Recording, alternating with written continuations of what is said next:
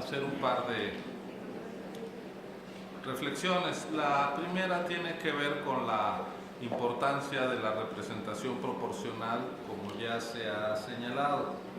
¿Qué ocurriría si en la Cámara de Senadores solo concurrieran los 96 legisladores que salen directamente de las entidades? Tendríamos una diferencia entre el porcentaje de votos de cada fuerza política y los asientos que tendrán en el Senado mucho mayor que la que ahora existe. Si nosotros consideramos a cada uno de los partidos que van a llegar al Senado y dividimos el total de los senadores entre cada partido, pues tenemos el porcentaje de lugares de cada partido. Y lo comparamos con su votación, tendremos un acumulado de sub y sobre representación del 9.97%, es decir, una diferencia del 10% respecto a los votos. Es decir, una distorsión, llamémosle así, natural en nuestro sistema, porque no todos los porcentajes de votos se traducen en escaños, dado que hay una fuerza que la primera fuerza siempre se lleva 2 lugares y la segunda una, independientemente de cuál sea el peso en cada entidad de la fuerza más votada, y eso nos da una distorsión de la representación popular del 9.97%. Si no existiese la lista nacional y el Senado se compusiera solo por los 96 senadores que salen de las entidades, esta sub y sobre representación llegaría al 18.78%, es decir, a casi una quinta parte. Eso quiere decir que en buena hora la lista nacional permite una mejor expresión de la pluralidad en el Senado.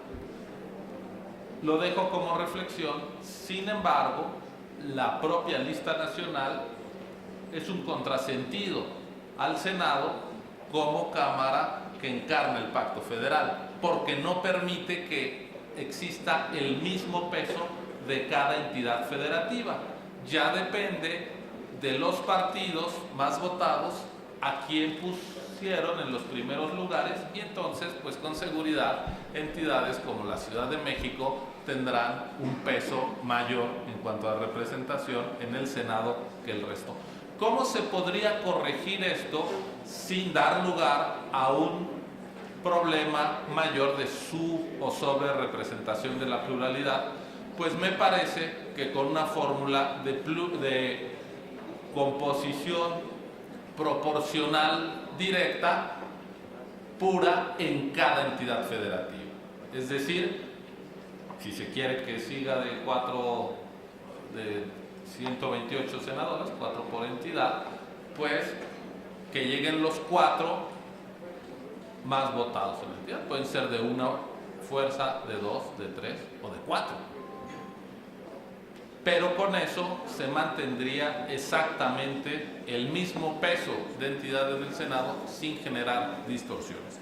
Pero las reglas son las que tenemos y venturosamente, insisto, no tenemos un problema mayor de sub o sobre representación. Si acumulamos las diferencias positivas, es decir, la sobre-representación, y las negativas, la subrepresentación, y tomamos los absolutos de estos valores, nos da un total de 9.97%.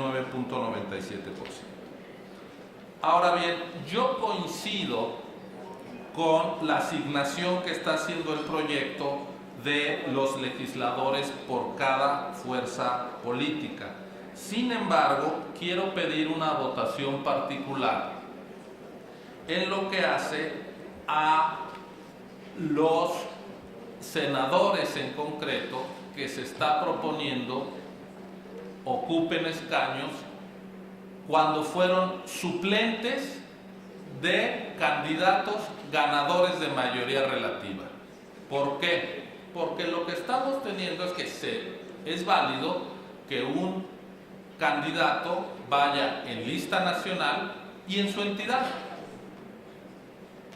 Y ya nuestro criterio es que si se gana en la entidad federativa, por ahí, por esa vía, por la de mayoría, se llegue, o primera minoría, se llegue al Senado. De tal manera que el electo no se vuelve un elector que decide por cuál de las vías llegar. No es a contentillo. Si ganaste la elección en tu entidad, ya sea como primera o segunda fuerza, por esa vía llegas al Senado. Y dejas libre, entonces, la lista nacional.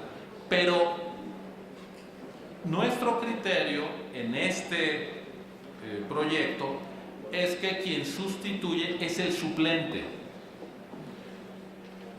lo que da lugar a que de una misma fórmula que contiende en un mismo proceso electoral se ocupen 2 asientos legislativos distintos.